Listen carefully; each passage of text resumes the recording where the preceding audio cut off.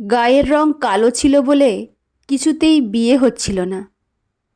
অনেক অনেক জায়গা থেকে দেখতে এসেছে আমাকে।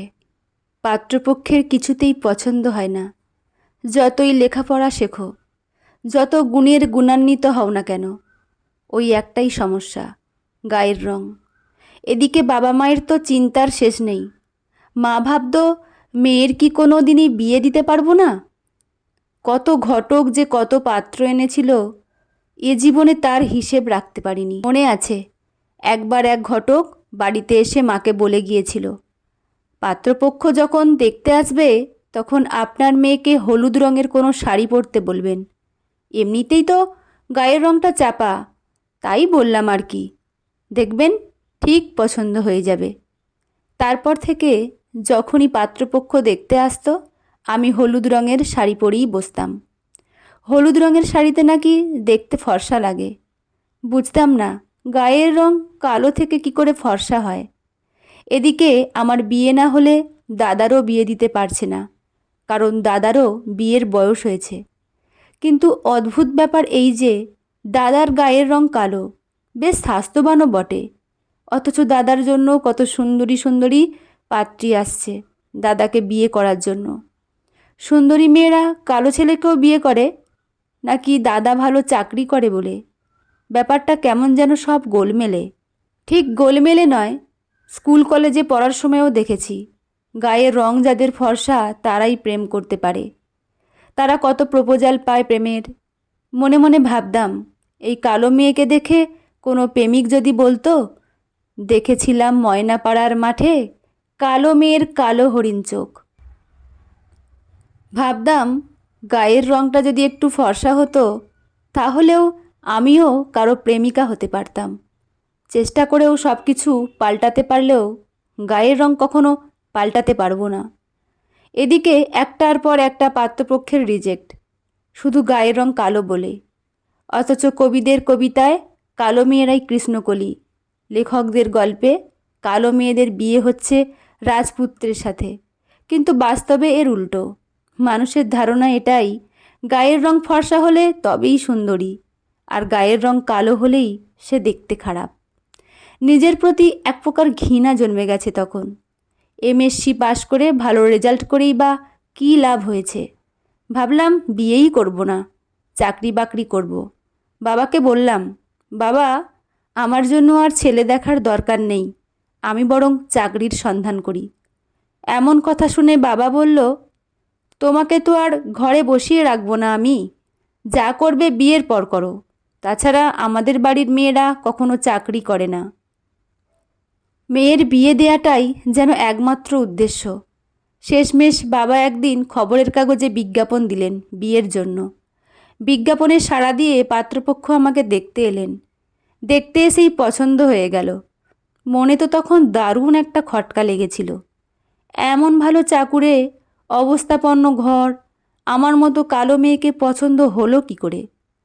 সে খটকা চুলোয় যাক, বিয়েটা তো হবেই, কারণ বাবা মাকেও আর কেউ বলবে না এখনও মেয়ের বিয়ে দাওনি, ঘরে বসিয়ে রেখেছ। তাই বাবাও আর কোনো মতেই হাতছাড়া করতে চায় না এমন পাত্র। কালো মেয়ের বিয়ে হচ্ছে বলে কথা, ঘাড় থেকে বোঝা নামাতেই হবে। টাকা পয়সা খরচ করে বেশ মোটা অঙ্কের পণ দিয়ে কালো মেয়ের গতি করে দিল আমার বাবা মা। মানে সোজা কথা হলো, বাপের বাড়ি থেকে ট্রান্সফার হলাম শ্বশুর বাড়িতে। বিয়ের পর শ্বশুর বাড়িতে আসার দিন থেকেই সবার মুখে একটাই কথা, ছেলের উপযুক্ত বউ হয়নি, কারণ ওই যে গায়ের রং কালো। বুঝলাম একটাই কথা, কালোদের দয়া করা হয়। শ্বশুরবাড়ির পরিবেশটা একেবারে সম্পূর্ণ আলাদা। সব কিছু ওনাদের নিয়মেই চলতে হবে, সেটা বিয়ের পরের দিনই আমাকে বুঝিয়ে দেয়া হলো। অত বড় বিরাট বাড়িতে আমার সব ঘরে যাওয়া নিষেধ। দেখলাম সবার একটা করে ঘর আছে, সেখানে সবাই নিজেদের মতো করে কাটাতে পারে। আমি যে ঘরটায় থাকি সেটা আমার নয়, আমার পতিদেবের। ভীষণ মেজাজ ওনার। আস্তে আস্তে আমি হয়ে গেলাম ওই বাড়িতে বাড়ির কাজের লোক। বিয়ের পর রান্নার লোককে আসতে মানা করে দেয়া হলো, কারণ আমি এসে গেছি। বাড়ির সবার সব স্বাধীনতা থাকলেও আমার নেই। গায়ের রং কালো বলে সব জায়গায় নিয়েও যেত না আমাকে। ওনাদের অন্যায় আবদার সবটুকু মেনে নিতে হবেই। মোটামুটি 1.5 বছর এভাবেই কাটলো। কিন্তু এভাবে কতদিন? বাড়িতে মাকে সব জানালাম। মা বলল, মেয়েদের সব পরিবেশেই মানিয়ে চলতে হয়, ধৈর্যের একটা সীমা থাকে। কত আর মেনে নেব?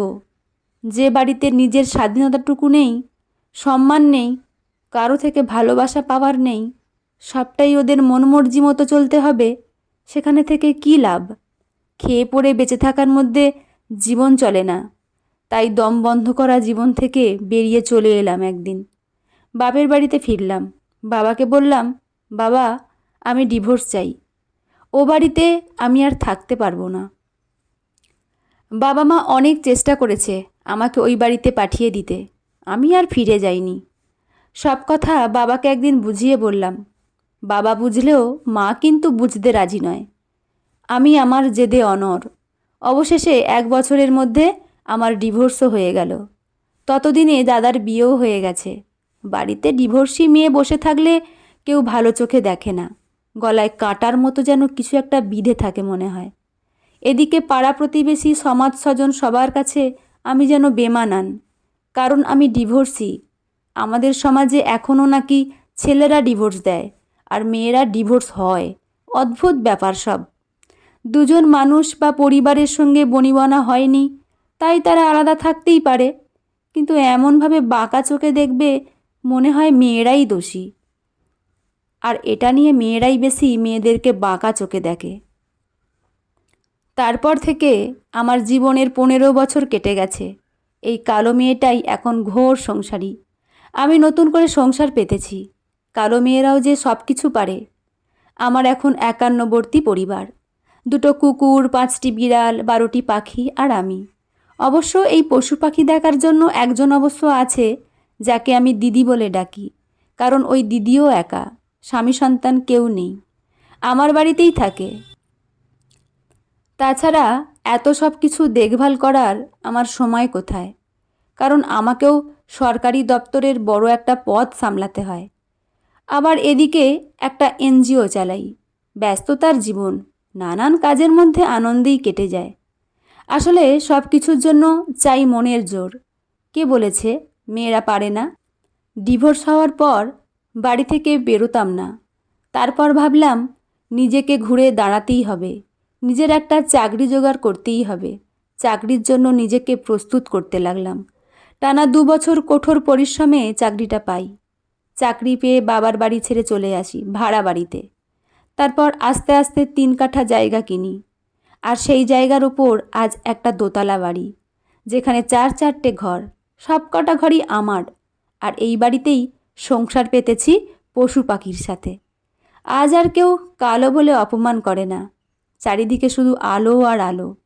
কালো মেয়ের ঘর যে এত আলো হতে পারে, আমিও কি কখনো জানতে পেরেছিলাম? একটা ব্যাপার বুঝেছি, জীবনে বাঁচতে গেলে লড়াইটা করতেই হয় নিজের সাথে। বারবার হেরে যাওয়ার সংকেত আসবে। সমাজের কিছু মানুষ আছে যারা নিচে নামাতে থাকবে, কিন্তু দমে গেলে চলবে না।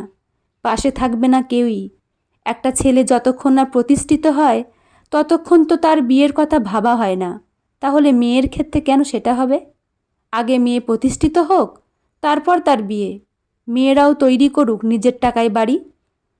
তবে ছেলের বাড়ি না থাকলে যেমন ছেলের বিয়ে হয় না, তেমনি প্রত্যেক বাবা মায়ের উচিত মেয়ের বিয়ের আগে তার একটা আলাদা বাড়ি করে দেয়া, কিংবা বাপের বাড়িতেও মেয়েটির জন্য একটি ঘর অন্তত নির্দিষ্ট থাকুক। মেয়েদের নিজস্ব কোনো বাড়ি থাকে না বলেই তারা আর ফিরতে পারে না। পড়ে থেকে মার খায়, অন্যের গলগ্রহ হয়ে বাঁচতে হয়। অনেক সময় দেখা গেছে বিবাহিত মেয়েদের নিজের বাবা মায়েরা আর সহানুভূতি দেখায় না তার জন্য। বিয়ে দিয়ে দিয়েছে মানে সব শেষ। মেয়েদের করুণ পরিণতির জন্য শুধু শ্বশুরবাড়ির লোকজন যে দায়ী হয় তা নয়, নিজের বাবা মাও অনেকাংশে দায়ী থাকেন কখনো কখনো।